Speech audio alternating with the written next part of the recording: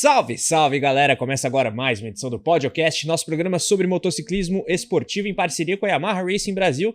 Dessa vez pós-GP da Itália, etapa de Mugello da MotoGP, tivemos uma corridaça lá na região da Toscana, mais uma vez vitória de Marc Marquez, mas um pega inicial muito interessante entre ele, Marquez, Pecco Bagnaia, que acabou no fim das contas ficando fora do próprio pódio, e complementando o top 3, Alex Marques e o nosso glorioso Fábio de Gianantonio. Falaremos de Diogo Moreira na Moto2 e demais categorias como é praxe aqui no Podcast. Você está mais do que bem-vindo, não se esqueça do like se estiver assistindo aqui na Motorsport TV Brasil no YouTube, e claro, mandar suas manifestações, seguir, enviar o link pra galera nas demais plataformas também. Eu, Carlos Costa, na companhia sempre de Guilherme Longo, repórter do motorsport.com, hoje conosco Felipe Mota, apresentador dos canais ESPN. Seja muito bem-vindo, Felipe. Um abraço, prazer estar aqui. Também conosco, sempre, Fausto Macieira, comentarista do Mundial de Moto Velocidade nos canais ESPN. Seja bem-vindo, Fausto. É isso, obrigado, Carlos Costa. Salve, Guilherme Longo. Salve, Felipe Mota. Salve, rapaziada, ligada no Podcast, parceria da Yamaha Racing Brasil e da Motorsport Brasil, sempre cheio de novidades das pistas no Brasil e no mundo. É isso aí, hoje teremos, como é costume aqui, diversas disciplinas do motociclismo sendo abordadas no podcast. Mas, Gui, começamos com o GP da Itália, corrida boa que tivemos em Mugello, especialmente no começo. Depois o Marques conseguiu consolidar ali o triunfo, mas uma prova que entregou bastante coisa pra gente. Seja bem-vindo. É isso aí, salve, salve galera, um abraço pra todo mundo aí que tá acompanhando o nosso podcast. Uma corrida com um início muito emocionante. A gente por um minuto falou assim, putz, o Pecco apareceu, o Pecco chegou, mas durou 15 voltas, o Pecco chegou a liderar, protagonizou uma briga muito boa com os irmãos Marques, teve aquela questão do toque com o Marc, que acho que inclusive deixou todo mundo meio assustado, tem aquela imagem na transmissão, né, do Keanu Reeves tomando baita de um susto, mas no fim das contas, uma prova que termina de forma muito decepcionante pro Pecco, e nisso ele ficou muito para trás. A gente vai trazer a classificação do campeonato depois, mas basicamente ele está a 3 GPs de distância do Marques. Faltou um ponto para completar exatamente 3 GPs. Incluindo as sprints, né? É isso, pensando que no fim de semana são 37 pontos. Ele está a 110, 3 GPs seriam 111. Então assim, o que o Pecco teve um brilhareco nessa corrida de realmente ele conseguir andar lá na frente por competência própria e não porque o Marc foi pro chão, acabou em 15 voltas, e aí depois a gente viu mais uma vez a penúria do Pecco, que tem sido a tônica da temporada 2025 até aqui. O Gui traz uma situação interessante que é, digamos, o final anticlimático desse GP da Itália, né, Felipe? Porque começou alucinante, talvez o melhor início de corrida da temporada. Claro que a gente tem que analisar as provas como um todo, a gente teve uma baita corrida em Le Mans, por exemplo, mesmo Silverstone, apesar da decepção ali do Quartararo. Mas, no fim das contas, o Pecco não só perdeu para o Marc, mas perdeu para o Alex, o que já tem sido uma tônica, e ainda foi deposto do pódio por Fábio de Gianantonio. O que dizer de Pecco Bagnaia, Felipe? Não, eu acho que a sua expressão, a sua construção de frase aí não é equivocada. Para mim, essa corrida em Mugello, o primeiro terço, primeira metade, é a melhor parte da temporada. Melhor disputa pela ponta da temporada. Foi incrível, foi insano. E vocês sabem que eu gosto de dar sempre exemplos pessoais. Eu vi de manhã a corrida com filhos na sala, não tendo a atenção que eu gostaria. E aí eu fui almoçar com meu pai, passou por um procedimento cirúrgico faz 2 semanas, eu fui almoçar com meu velho. Eu, meus filhos, tal. E aí eu ia pra NBA House, pela ESPN. E aí meus filhos foram, minha mulher levou meus filhos pra uma festinha infantil lá, de um dos dois, um coleguinha de classe. E eu fiquei com meu pai. Eu falei, deixa eu botar aí a corrida que agora eu quero ver analisando mesmo. Porque eu vi daquele jeito que... Sim. Cara, é meu pai, malucaço. Assim, uou! E não é o tipo de cara que assiste MotoGP. Não, ali não tinha como não se comover com a briga. É isso que eu falo. Eu tô contando, por que eu tô contando? Eu insisto, MotoGP você bota um cara pra ver, e o cara... E aí eu falei, ano que vem tem em Goiânia, hein? Pô, legal, deve ser legal ir lá, hein? É isso aí. Vamos dar um jeito de ir, velho. Então, cara, pra mim as primeiras 10 voltas, sem exagero, as melhores na luta pela ponta, porque eu peso isso. Se às vezes você tem uma briga muito legal que vale o 5º lugar, é diferente de você ter uma briga muito legal que vale o 1º. E Bagnaia e Marques, e por ter o Bagnaia ali tão agressivo, nossa, incrível esse começo. Mas por que eu tô pontuando isso se a sua pergunta foi o que falar sobre o Bagnaia? Porque depois de você ter 10 voltas dessa, aonde ele termina, e lembrando que a corrida era em Mugello, cara, é um anticlímax do anticlímax, né? Eu acho que é o tipo de cara que... O italiano que foi a Mugello e depois saiu da pista, foi pro carro, pai e filho. E aí um olha pro outro assim, no banco da frente, o banco de passageiro. Não vai, hein? Não vai. Eu acho que é isso. Resumindo. Ele mesmo já jogou a toalha, né? Ele falou depois da corrida no domingo que não tem condições de pensar no título, inclusive a transmissão. Não, mas desculpa te interromper. Não, pensar no título, acho que é uma discussão que, pô, eu chegar aqui com a mão dentro da roupa e você falar, oi, Napoleão, e eu responder, mas olá, Lady Gaga. Sabe? Não, tem uma todo cena, mundo batendo pino, né? Tem uma cena da transmissão mesmo, que é o pós-corrida, que realmente você vê o quanto que ele tá abalado com a situação. É uma hora que ele tá na garagem, isso antes do pódio, tudo, ele tá visivelmente muito abalado. A mulher dele tá abalada. Não era uma coisa tipo, eu estou irritado com o que aconteceu. Era de realmente, tipo, cara, o que tá acontecendo? Ele tá, tipo, perdido. Ele tá perdidaço na temporada. Pra mim, assim, e até jogando pro Fausto, pra mim, banhar em relação ao título, imagina, eu tava pensando em relação à corrida. A honra local. Não, e a corrida, eu acho que o Bagnaia já tem que ser assim, o famoso jogar a toalha pro campeonato e já tentar se refazer pensando em 26, não chegar tão destroçado. E não vai, né, Fausto? Porque assim, se ele tivesse uma corrida, se ele conseguisse pegar a primeira metade da prova, jogar pra segunda metade e fazer a corrida, mesmo que ele perdesse o duelo, entendeu? Se ele perdesse o duelo, acabou em segundo, perdeu o duelo, era o louco, hein? Ele subiu no ringue, trocou golpes, acabou em pé e foi pra pontos. Perdeu! Na hora do Michael Buffer, e antes que alguém fale, não, é Bruce é o irmão, tá, do UFC, o bom é o Michael. Let's get ready to rumble! Ele levantou a mão do Mark Marques, o Bagnaia é meio Rock Balboa, Adrian! Mas não, assim, ele ficou pra trás, e aí ele perde o pódio, o Didier, não dá, Fausto. Pois é, assim, o início da corrida foi incrível, fantástico, extraordinário. 16 trocas de liderança. 16 trocas de liderança. Que outra modalidade tem isso? Nenhuma. Já começou no sábado, que o fim de semana foi histórico, né? 100ª pole do Mark Marques, né? É claro que 77 anos nunca aconteceu, porém o calendário era muito menor. A gente tem 22 corridas, terminamos a 9ª, então não estamos nem na metade do campeonato. Então não dá para comparar eras. Porém, o Mark Marques sobra. No início da transmissão, o Matheus perguntou assim: quem você acha que vai ganhar? Mark Marques, quem que vai ganhar? E o Marques na sexta-feira falou assim: não, eu espero ceder poucos pontos pro Alex e pro Pecco, que são mais fortes do que eu nessa pista. Com um discurso diplomático, porém ele sabe que está com o equipamento ajustado para ele, e ele tem dificuldades com o equipamento? Não tem. O equipamento é difícil para o Pecco. O Pecco tem dificuldade de frenagem, que é a principal qualidade dele. Mudou o disco de freio na etapa passada, não deu certo. Mas o Pecco foi corajoso no início, né? Foi, acho, melhor o início da temporada, porque, comparando com o Grande Prêmio da França, era pista seca. O Pecco correndo em casa, todo mundo empurrando, 160 mil pessoas empurrando, e a corrida foi espetacular. A primeira fase da corrida foi espetacular.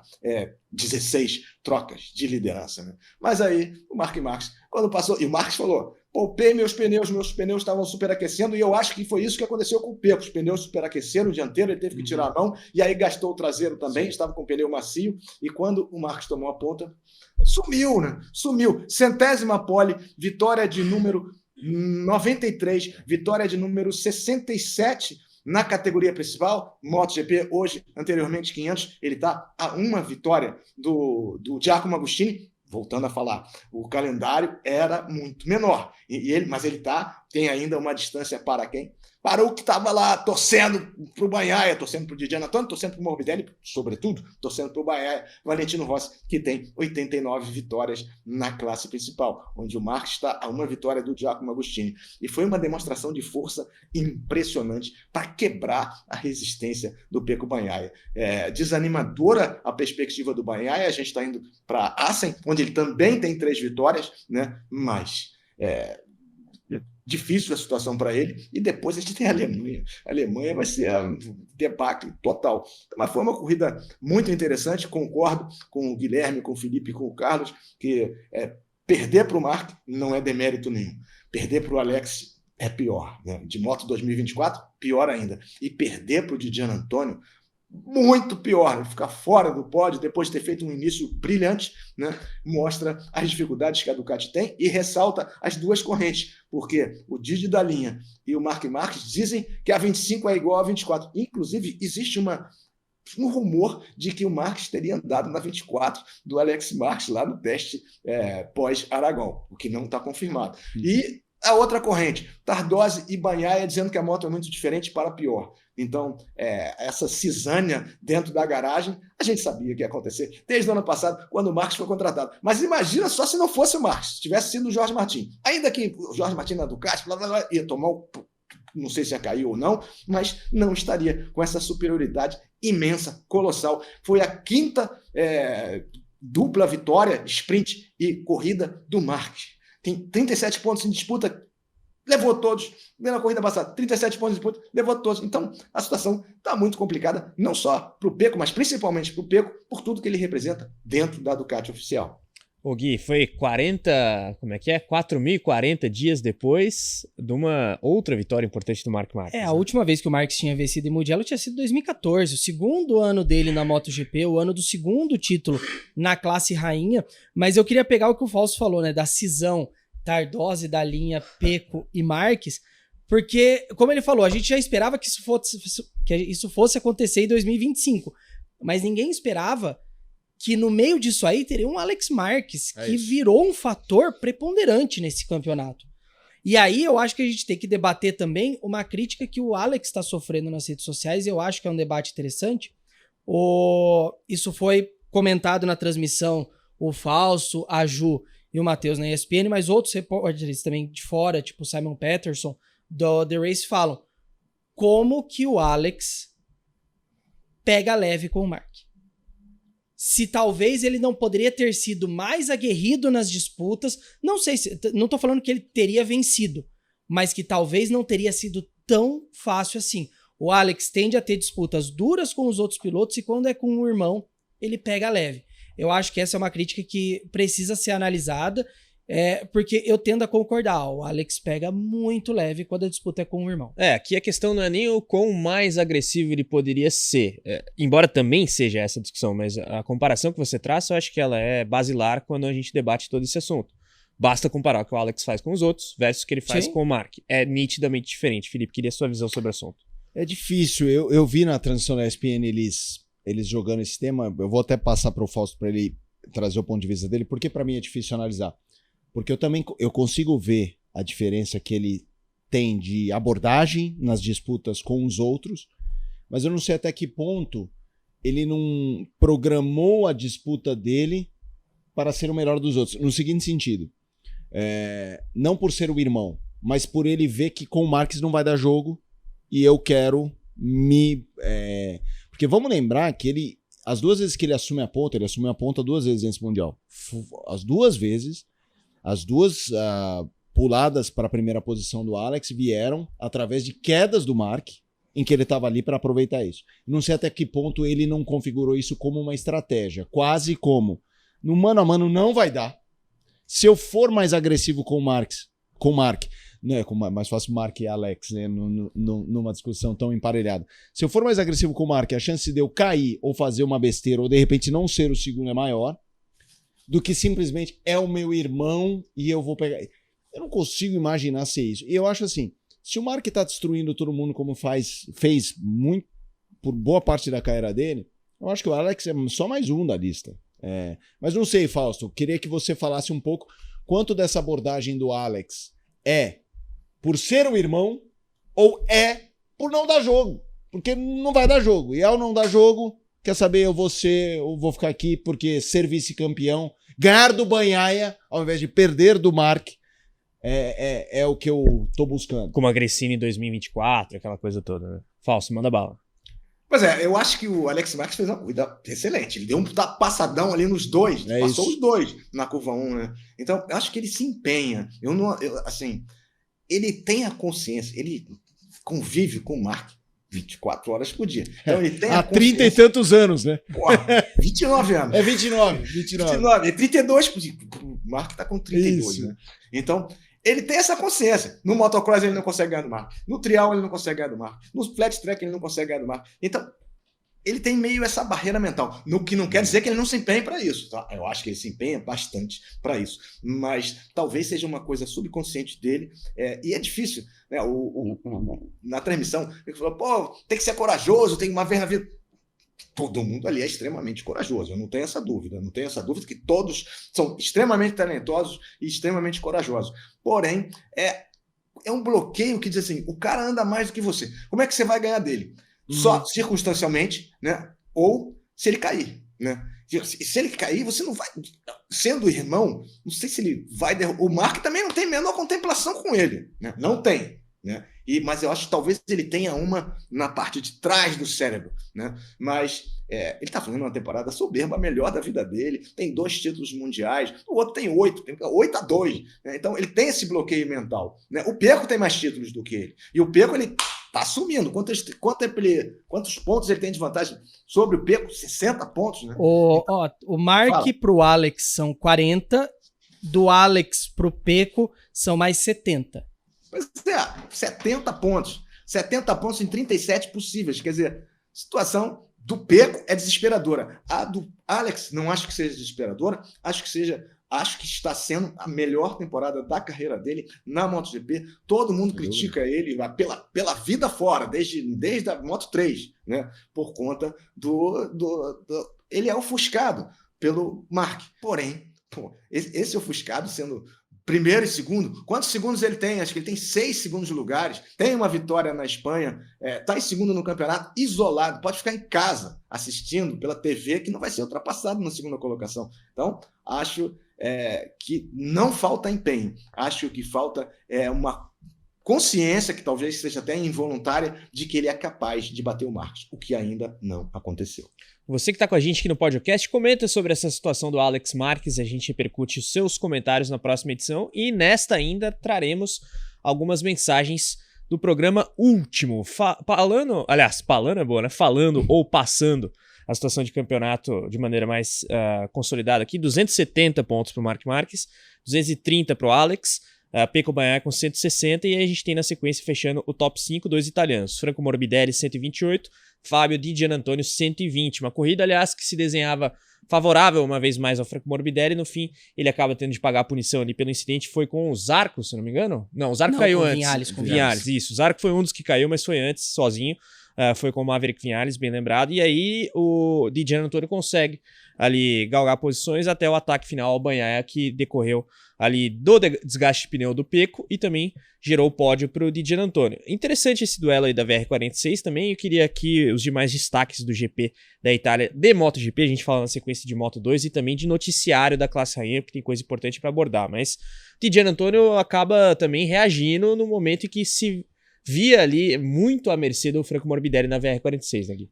Se aproveitou, né, de um fim de semana, apesar do Pecco ter feito bons pontos, né, ele foi 7º na sprint e mesmo com toda a pataquada da corrida ele foi 6º colocado, então o Di Giannantonio conseguiu... O Franco, né? O Franco que fez a pataquada. Isso. Não, mas você tá falando somou bons pontos ou Franco? Que você falou o Pecco.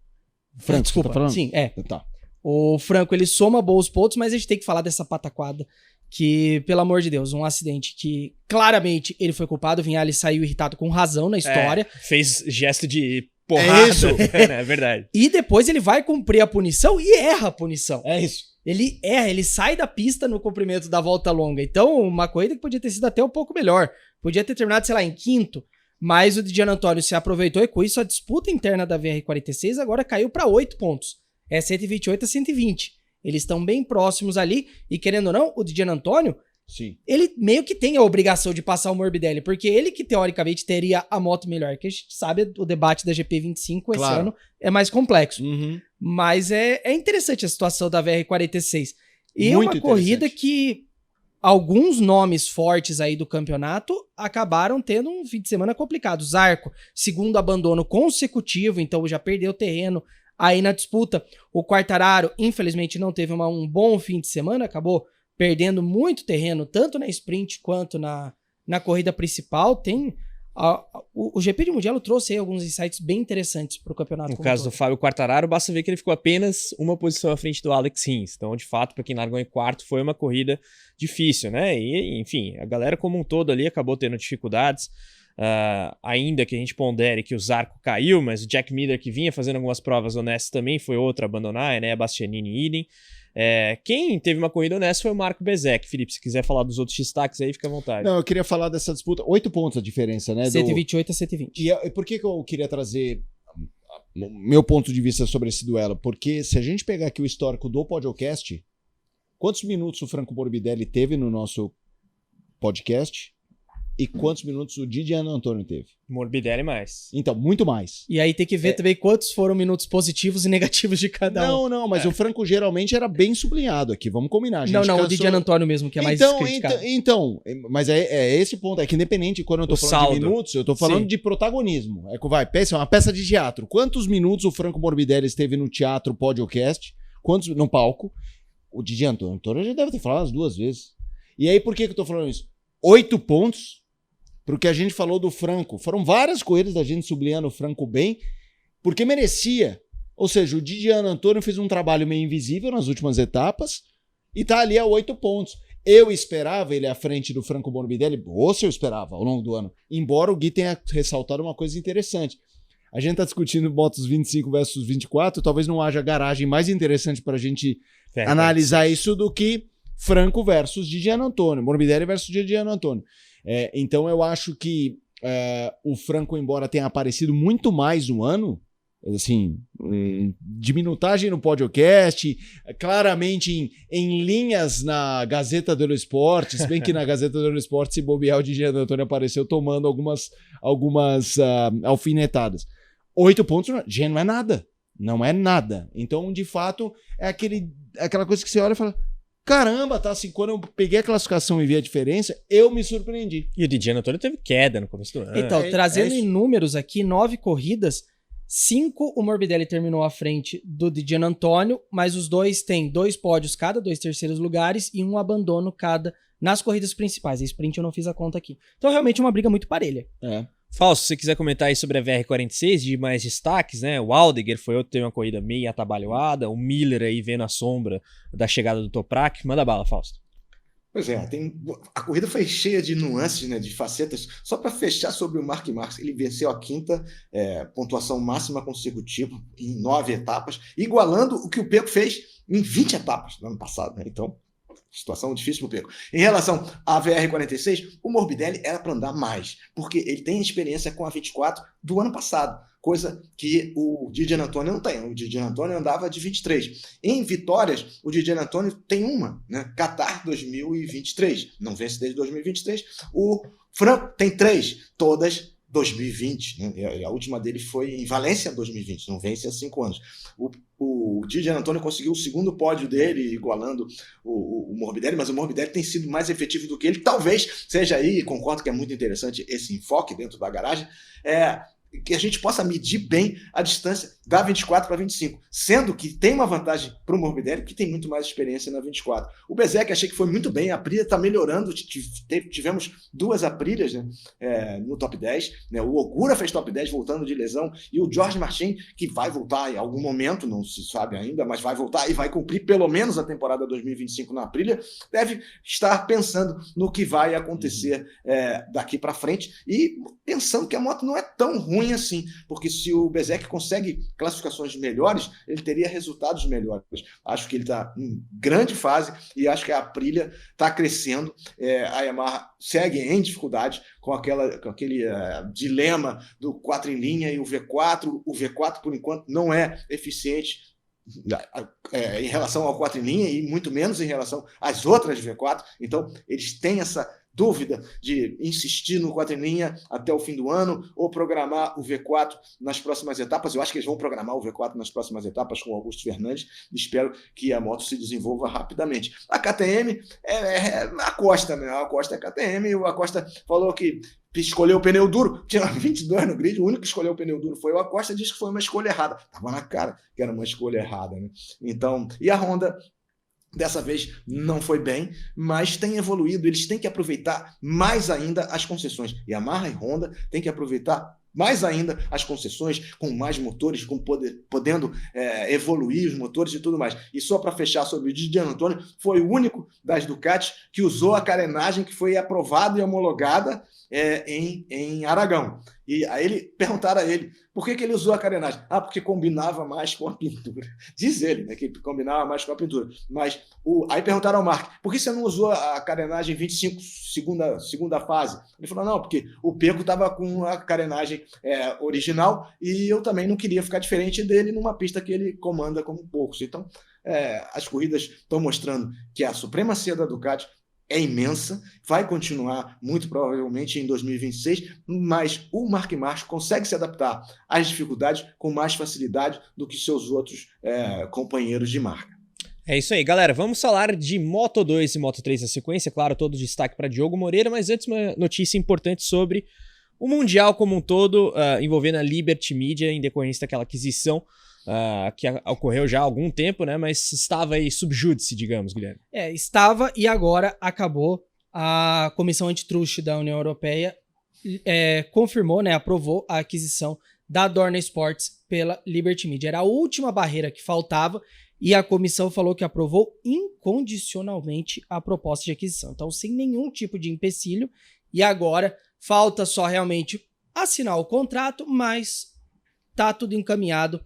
A Liberty Media passará a ser dona das duas principais categorias do esporte a motor mundial, Fórmula 1 e MotoGP. Era o que se desenhava já essa aprovação por parte do órgão antitruste, né? No começo ali da jornada Liberty Media, logo da aquisição, havia ali um certo questionamento, mas nos últimos meses a gente já vinha antecipando que isso provavelmente aconteceria. É que tinha só rapidinho para comentar, que já tinha uma certa dúvida por causa da outra vez, né? Quando a CVC tentou fazer o acordo e aí a União Europeia obrigou ela a vender um dos dois.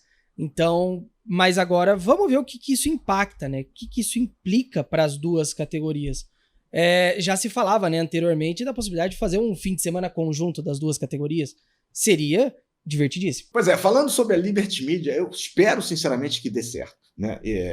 Houve uma acusação de cartel com a Fórmula 1 e para os organizadores seria difícil conciliar isso tudo. A Liberty Media comprou 84% da Dorna, ficaram 16% com a família Speleta. O Carmelo Speleta continua mandando, porém trazendo ao lado dele uma junta, né? O Chase Carey e o Sam Bratz, que são da Fórmula 1, e recursos da Fórmula 1 vão ser injetados na MotoGP. Essa aquisição custou 4,3 bilhões de euros e eu espero sinceramente que a Liberty Media traga alguma coisa para o esporte. Não cuide só do marketing, porque a gente não tem mais o aquecimento da Moto3, não tem aquecimento da Moto2. A gente, na corrida agora, desse fim de semana, de ontem, não tivemos a classificação da Moto2. Não tem a classificação do campeonato da Moto2. Fiquei esperando e não saiu. E muitas falhas, não sei se de computação, são milhares de pessoas que trabalham na Dorna, eu não sei se eles já estão numa fase de transição com a Liberty Media, mas não está funcionando bem no básico. Então eu espero que essa chegada da Liberty Media não fique só no marketing, fique dentro do esporte, fortalecendo o esporte, especialmente fortalecendo as classes de acesso que projetam os pilotos que vão chegar à MotoGP. Rossi veio de lá, Marques veio de lá, Bagnaia veio de lá, todos vieram da Moto3 e Moto2. Então elas têm que ser melhor cuidadas, melhor preservadas, inclusive a saúde dos pilotos que são menos experientes do que os da MotoGP. Galera, vamos ficar de olho. Você que está com a gente, comenta aqui sobre essa aprovação. Mais adiante registraremos também mensagens sobre Diogo Moreira. Antes, Fausto, Guilherme e Felipe. Roda a vinheta Moto2 e Moto3.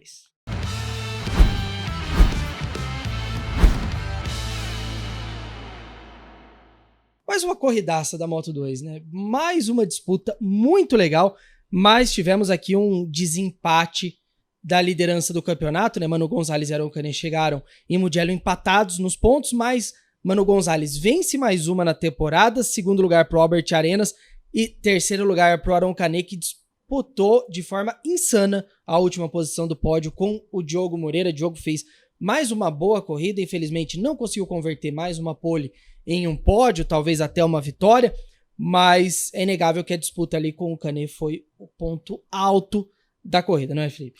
Não, sem dúvida. Mais uma corridaça, né? O Diogo larga muito bem, mas rapidamente já perde a ponta, mas fica sempre entre os ponteiros. Teve uma hora que ele passa dois, eu não vou me lembrar se se era o Gonzalez e o Canet na mesma, não era. Era o Onchu, né? Era o Onchu que estava ali. Ele mergulha para passar os dois, e aí fica aquela trocação, aí ele se estabelece em quarto. Essa disputa final com o Canet era muito interessante, porque a leitura, conforme ela foi se desenhando, e a gente tá falando de uma disputa que teve dois quase toques ali de ameaça de queda, né? Sim. E aí eu achei muito interessante, porque me deu a sensação do Diogo ter deixado muito claro que, de fato, embora esteja em desvantagem matemática, ele disputa o campeonato. Ele é hoje. Acho que não dá pra falar que é surpresa. Hoje eu acho que ele ainda é um azarão, mas ele com o Canet me pareceu uma disputa de quem queria somar mais pontos do que o Canet, não pra ir ao pódio. Não pra... Porque o pódio ele já foi, né? O que tá faltando pra ele é a vitória. Mas de um cara que tá disputando o campeonato, de que queria somar mais pontos. Ele não desistiu, não era fácil. Foi muito interessante, porque na transmissão da ESPN, o Fausto Macieira, grande lenda que citou, passou já pelo ponto mais... de melhor ataque. O melhor ponto de ultrapassagem já foi. E o Diogo tentou mais duas. Ou seja, ele tentou ali no laço, cara, na faca, na peixeira. E isso que eu achei demais. Não deu, mas aí pensando também em campeonato, aquilo que eu citei o Alonso a semana passada de jogar o campeonato, ok, Gonzalez e Canet somaram mais pontos que ele. Mas em relação ao resto, ele tá abrindo a ponto de virar, não ainda confortavelmente, porque o Balto está a quantos pontos? 9 pontos. 9 pontos, que não é nada, mas a narrativa é de um hoje terceiro lugar no Mundial por performance consolidada. Ele é o cara que constantemente está andando no top 4, top 3, fazendo pole. Então hoje nós temos, a leitura para mim do campeonato é Gonzalez versus Canet, com o Diogo falando assim, galerinha, tô na área, eu tô por aqui. E foi um corridaço, mais uma, né? A Moto2 esse ano tá entregando em todas as etapas. Não teve uma que foi média. Não é que não foi boa, Sim. Que não foi média. Vou fazer um comentário antes de jogar pro Fausto. O Felipe usou a palavra narrativa, e eu acho que é interessante ver a narrativa do Diogo nesse campeonato. Foi um início um pouco mais atribulado, teve seus problemas ali na Argentina e em Austin, mas aos poucos ele cria um cenário em que ele mostra para todo o paddock do Mundial que ele é um piloto extremamente rápido, não à toa 2 pole positions consecutivas, e que ele é bom de briga. As principais disputas que a gente tem visto nas últimas corridas envolvem o Diogo. Brigas pela vitória, brigas por pódio. Então acho que assim, é como o Felipe falou, no momento ele é o azarão no campeonato?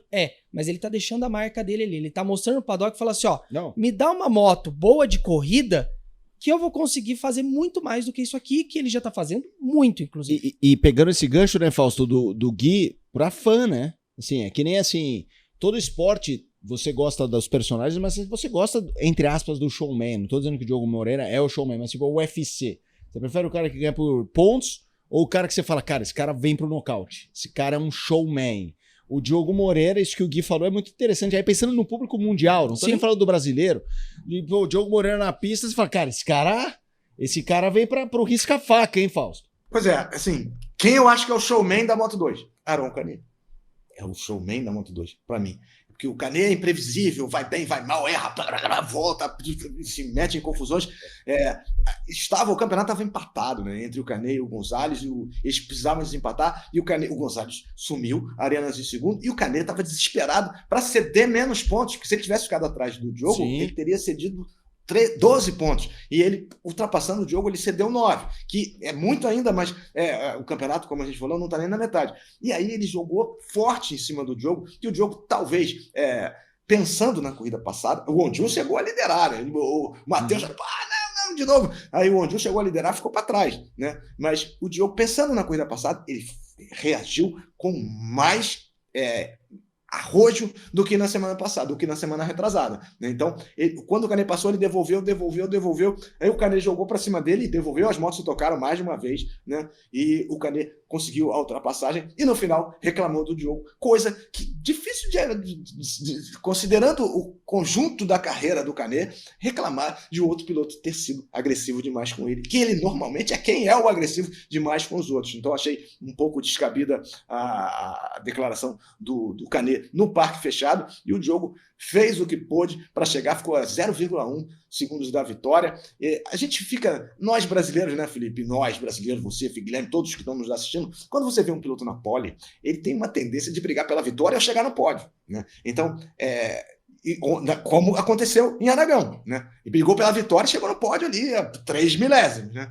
Então, se esperava isso. Mas o Diogo ontem mostrou uma combatividade maior ainda, que na corrida lá de Aragão ele deu uma distracionada e tal, e não esperava aquele ataque. Dessa vez ele esperava o ataque e falou, vou bater também, sabe? Então, achei que ele está aprendendo a cada prova, aprendendo a lidar com os pneus, aprendendo a lidar com os adversários e se consolidando na terceira colocação. E se ele chegar na terceira colocação, ele vai ganhar medalha lá no jantar de gala da FIM, né? Ainda falta muita coisa para chegar lá, mas ele ser o terceiro é muito bom nesse momento e dá confiança para ele de, se tiver que andar na técnica, vai andar, se tiver que brigar, vai brigar, se lidar com os pneus, ele está aprendendo a cada prova. Ele é calmo, ele é muito sereno, o que é uma vantagem, né, que talvez eu não tenha, mas ele tem. Então, acho que ele está numa ascendente e essa vitória é uma questão de tempo. Ontem, ele aprendeu mais um pouco, ou mais bastante, de como agir numa corrida e ele está sabendo fazer isso cada vez melhor. É isso aí, galera. Comentem sobre o Diogo. Eu vou registrar, aliás, uma mensagem sobre o piloto brasileiro da última edição, só passando o top 5 do campeonato aqui para vocês. Na Moto2, Manu Gonçalves, 143 pontos, Aron Canet, 134, Diogo Moreira, 103, o Baltus com 94 e o Dick Dixon, 85. Na última edição, tivemos o seguinte comentário do Paulo Marcos. Ele disse o seguinte: quanto ao Diogo Moreira, fui muito a favor da subida dele da Moto3 para a Moto2 ano passado. Foi um golaço, mas agora da Moto2 para a MotoGP no próximo ano, acho que é precipitado, a opinião dele. Seguindo aqui no chat, deixe ele pegar mais rodagem na Moto2 e quem sabe buscar um título em 2026, para que em 2027, já com a mudança de motorização para as 850 cilindradas na MotoGP, ele escale para a categoria rainha. É interessante isso que diz aqui o Paulo Marcos, que a gente, claro, fica na expectativa pelo Diogo Moreira na MotoGP com a maior brevidade possível, mas ele ainda tem aí um rumo de carreira que permite uma consolidação dele na Moto2. Apenas registrando um outro chat aqui da edição passada, do Guga Schutz, o Toprak é um piloto muito diferenciado, brilhante, com recursos muito vastos. Pilotos da Superbike que migraram para a MotoGP não se destacaram tanto, mas com o Toprak isso pode mudar. Se a Yamaha voltar a ser competitiva, o Toprak vai aparecer como piloto de ponta na MotoGP, né? O Miguel Oliveira e o Jack Miller aí estão de olho na chegada do turco à MotoGP via Pramac e Yamaha. Mas, Fausto, Moto2 e Moto3 retornam na próxima etapa, Assen junto à classe rainha, claro. Na Moto3 tivemos vitória do Máximo Kilis, Fausto. Pois é, espanhóis levaram todas. Só tocou o hino da Espanha na Itália, demonstração de força imensa dos espanhóis. Eu tive lá em 2017, a Itália ganhou todas. Ganhou com o Minho na Moto3, ganhou com o Mattia Pasini na Moto2 e ganhou com o André Dovizioso na MotoGP. Dessa vez, os torcedores fanáticos voltaram um pouco cabisbaixo para casa. Mas você vê, pole inédita do Máximo Kilis, que perdeu a corrida, não, venceu a corrida. Então, quem sai na pole tem uma vantagem de brigar pela vitória. O Carpe fez a... Álvaro Carpe, isso. O Carpe fez a pole e foi ele que perdeu por 6 milésimos para o Máximo Kilis, protegido do Marc Marques, só deu Espanha.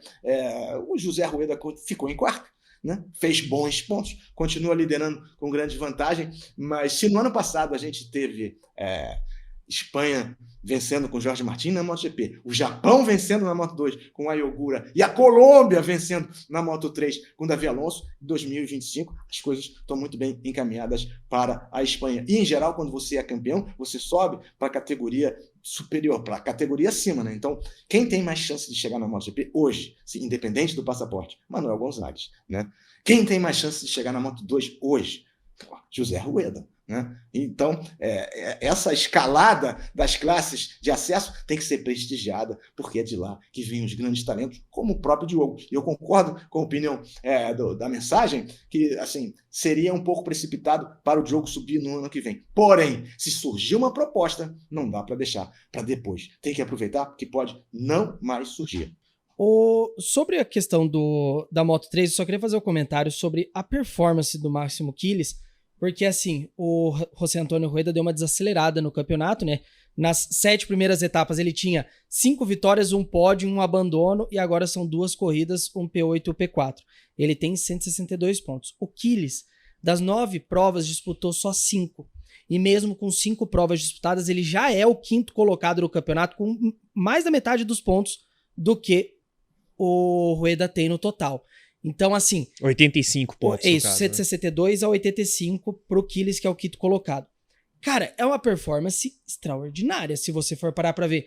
Um menino que, o Fausto confirma isso pra mim, ele não começou a temporada porque ele não tinha idade mínima, não é, Fausto? Sim, a idade mínima passou para 18. Ele passou para 17 quando. Ele é protegido pelo Mark Marques. O Mark Marques, que mudou o regulamento para ele entrar em 2013, mudou o regulamento para o protegido dele entrar, porque era para ser o campeão, era os top 3, e ele não foi top 3 no ano passado. Porém, eles usaram a classificação do ano retrasado para trazer o Kyliss, mas ainda assim ele não tinha os 17. Né? Ele não tinha os 17 anos, então ele completou no meio da temporada. A corrida da Moto3 tinham 18 pilotos separados por menos de um segundo. 18 pilotos. Parecia a primeira volta. Eu falei isso na transmissão. Pô, parece a primeira volta. Entrando 5 na curva 1 em Mugello. Foi demais a corrida, como foi demais a corrida da Moto2 e como foi demais o início da corrida da MotoGP. Foram exibições de gala nas 3 categorias. O Kyliss vai chegar, mas o Rueda tá com uma vantagem imensa, né? Diz aí, a vantagem enorme no campeonato. A vantagem do Rueda é imensa, mas que o Kyliss continuando nessa tocada e se o Rueda não acelerar novamente, eu acho que vira uma situação interessante esse restante do campeonato. Afinal, 9 de 22 etapas. Ixi, falta mais da metade do campeonato. Felipe, na questão de transição Moto3, Moto2 e próprio MotoGP, é interessante, né? Foi citado aqui o Davi Alonso, 15º na Moto2 nesse momento, arrasou a temporada passada na Moto3. Isso mostra o trabalho que o Diogo também tem feito nesse sentido de ser consistente em todas as progressões dele, mais uma vez, aí mostrando as suas credenciais. Né? Eu acho que o comentário do internauta Paulo Marcos sobre a história do Diogo Moreira é um bom comentário. Porque eu mesmo já tava naquela pegada de Diogo tem que subir. Se pintar a chance, se der tudo certo, legal. Mas se não der, não quer dizer nada.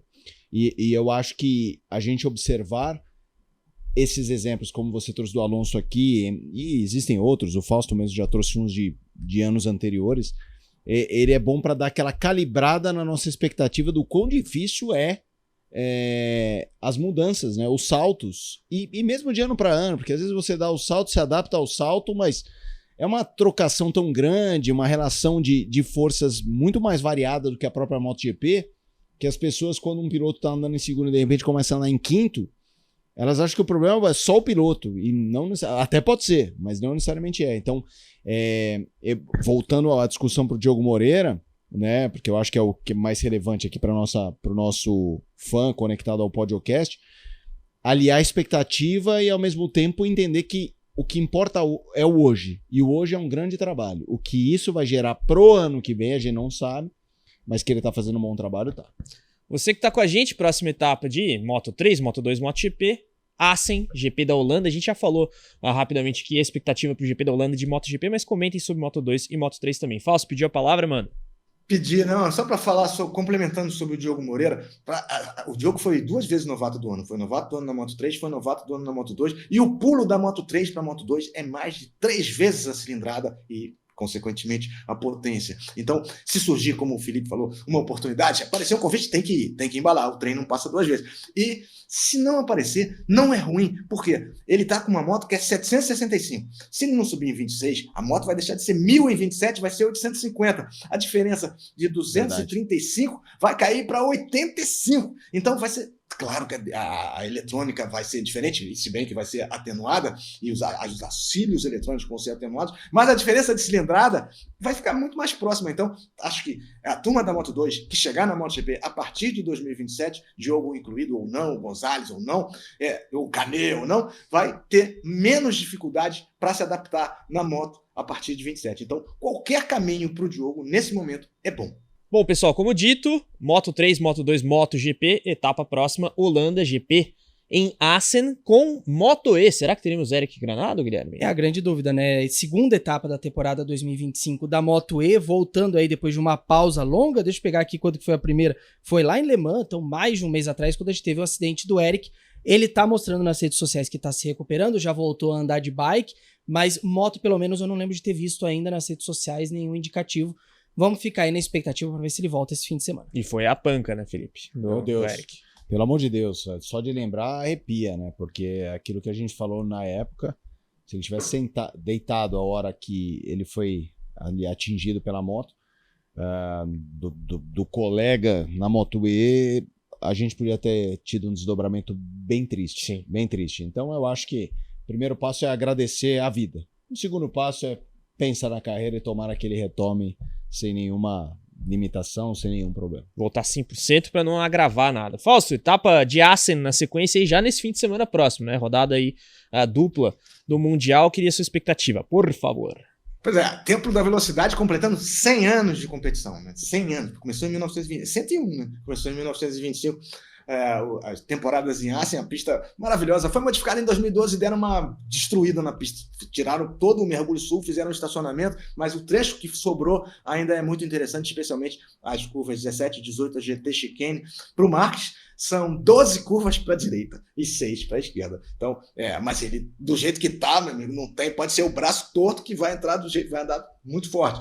No ano passado, o Bagnaia ganhou tudo, fez 37 pontos, foi uma das que ele conseguiu 37 pontos. Na Moto2, vitória do Ogura. O Diogo não foi muito bem, largou em 8º, chegou em 16º, teve problemas durante a corrida. E no final da corrida da Moto2, quem estava liderando?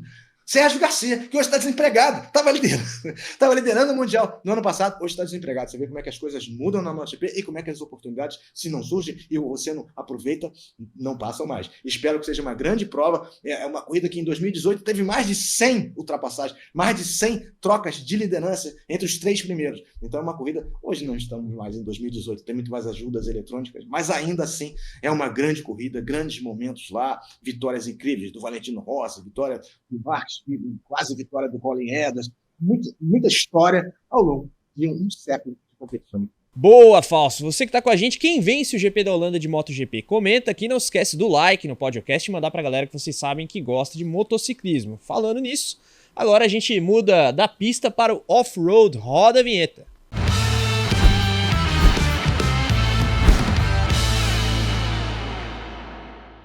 Isso aí, hora da gente falar um pouquinho de MXGP, o Mundial de Motocross, que fez etapa numa pista queridinha do Fausto aí, Materley Basin, etapa da Grã-Bretanha, na classe principal MXGP, vitória do Romain Febvre, que lidera a classe com 530 pontos, contra 504 do Lucas Kennen e 362 do Glenn Condé-Hoff, já tá bem mais para trás aí. Na MX2, vitória do Simon Langenfelder, que também é o líder, 515 contra 488 do André Adamo e o Cade Wolf ali na cola, 478, e a próxima etapa, já, Finlândia. Essa aí vocês já ouviram anteriormente, Kimi Ring, que era para ter sido o palco do GP da Finlândia de MotoGP, um grandíssimo fiasco da Dorna aí nos últimos anos. Mas, Fausto, muita ação lá em Materley Basin esse fim de semana. Pois é, corridas sensacionais, a pista é maravilhosa, o Motocross das Nações já passou por lá 2 vezes, a pista é incrível. Na 450, o Glenn Condé-Hoff venceu de Fantic, né? A moto que compete, quem está na Fantic? Acho que é o Canet, se não está, esteve. A primeira vitória do Condé-Hoff desde 2023, vitória da Fantic, mas o Romain Febvre da Kawasaki segue à frente no campeonato. Na MX2 tivemos ali o Simon Langenfelder andando forte, muita gente caiu, a pista é incrível, a aderência muito grande, mas no fundo vai para o chão e o Langenfelder comanda o campeonato na MX2. A próxima etapa será o Grande Prêmio da Finlândia, em Kimi Ring, no dia 13 de julho. E registrando só a participação do Antônio Cairoli, 39 anos, 9 vezes campeão mundial, é o Valentino Rossi do motocross, e ele fez P7 de Ducati, fez P7 na corrida 1, abandonou na 2, mas mostrou que ainda não perdeu o ritmo, anda muito o Antônio Cairoli. Excelente. Confirmando, de fato, é o Aron Canet, que corre de Fantic, então trazendo informação completa aqui. Mas a gente segue aqui no off-road, Guilherme, tem competição nacional também, destaque no podcast hoje. É isso aí, a gente sai agora do internacional, vem pro nacional para falar um pouquinho do brasileiro de Rally Cross Country, que teve mais uma etapa, Rally Jalapão, falamos ali na edição passada do podcast, faz a parte do prólogo, mas agora durante a semana correu aí mais uma etapa do brasileiro, e olha, Yamaha mandando muito bem, 8ª vitória em 11 edições do Rally Jalapão, então é basicamente um domínio azul ali no Jalapão. Na classificação geral, dobradinha, Gabriel Tomati foi o vencedor na geral e na classe Motor1, Gabriel Bruni foi P2 na geral e campeão na Moto2, e na Moto Over, mais uma dobradinha da Yamaha, com vitória do Ricardo Martins, o Bob, e o Luciano Gomes em segundo. E agora o Cross Country tira uma pequena pausa para preparação para a principal etapa do ano, Rally dos Sertões, de 23 de julho a 3 de agosto. Fausto, Jalapão aí, muitas emoções também. Pois é, Jalapão é incrível, né? Não sei se você já esteve lá, né, Guilherme? É espetacular. 810 quilômetros de especial cronometrada, 1.233 quilômetros de jornada e um desfalque na Yamaha, seríssimo, né? Um desfalque do Adrian Metz, né? Super campeão, sofreu um acidente, infelizmente está bem para os Sertões, mas desfalcou a equipe. Mas o Gabriel Tomato foi lá e meteu a mão e liderou, venceu à frente do Gabriel Bruning. Depois de 810 quilômetros de prova, 8 horas e 33 minutos para o Tomate e 8 horas e 36, 3 minutos, depois de dias de competição em mais de 1.000 quilômetros, 3 minutos separando o primeiro do segundo colocado. O Gabriel Bruning venceu na Moto 2, com a preparação mais limitada, e disse que não estava bem, que estava com febre, estava com gripe. Imagina, com gripe, no deserto, metendo a mão, chegou na segunda colocação na geral, venceu a classe dele, e o Ricardo Martins levou a Yamaha Teneré 700 a primeira colocação na Moto Over, colocando uma vantagem grande sobre o Luciano Gomes, né, 21 minutos, foi a primeira vez que uma Big Trail completou o Rally do Jalapão e completou na ponta. Então foi um fim de semana, foi uma semana azul para a Yamaha no Tocantins. É isso aí, a gente tem agora um vídeo aí com algumas imagens e entrevistas dos principais destaques do Rally Jalapão. Roda aí. Bom, muito feliz com mais uma vitória aqui na geral. O Jalapão, minha primeira vitória na geral no Jalapão. Obrigado ao time Yamaha por todo o apoio. Foi uma prova bem legal. Nunca tinha vencido nem na categoria no Jalapão e já venci na geral. Foi muito especial. Valeu. Mais um rally concluído. Tive problemas, fiquei com bastante febre, até 40 graus de febre. Mas consegui finalizar, desistir não era uma opção. E conseguimos trazer o título da Moto 2 e segundo na geral. Fala, turma! Jalapão! Conseguimos sair muito bem daqui, estou muito feliz com a vitória dos meninos, dos dois Gabriel, o Tomate e o Gabriel Bruning. Muito feliz com a T7 atravessando o Jalapão, a primeira Big Trail atravessando o Jalapão. E a gente está muito forte pro Rally dos Sertões, vamos continuar treinando para nós chegar tinindo e muito forte. Valeu! Bom, é isso aí, galera. Como prometido na edição passada do podcast, trouxemos aqui agora o boletim completo do Rally Jalapão com os triunfos aí da Yamaha, o vídeo ilustrativo. Vale a pena ficar de olho nesse mundo do Rally. Sertões vindo aí, né, Guilherme? Claro. Falta um mêsinho, exatamente um mês, Exato. 23 de julho. Toda a expectativa. Fausto, queria te agradecer mais um podcast aqui, passando por diversos terrenos e disciplinas, como é o nosso lema aqui no programa. Abraço, Fausto! É isso, eu que agradeço, Carlos Costa, Guilherme Longo, Felipe Mota, e convido a todos para assistir o Grande Prêmio da Holanda de MotoGP nesse fim de semana. A corrida era sábado, agora passou para domingo. O Coro vai comer lá, comemorando 100 anos de troféu turista de Assen. Então, aguardem muita coisa por lá. A transmissão começando na sexta-feira, sempre ao vivo na SPN4 e Disney Plus. Estaremos lá acelerando nos comentários. Valeu, rapaziada, aquele abraço. Brrr, acelera, Brasil! É isso aí, com o brap clássico já do Fausto, a gente vai encerrando este programa. Obrigado, Felipe Mota, apresentador dos canais da SPN. Até semana que vem. Guilherme Longo, repórter do motorsport.com, e especialmente a você que esteve conosco aqui em mais uma edição. Até mais, tchau, tchau.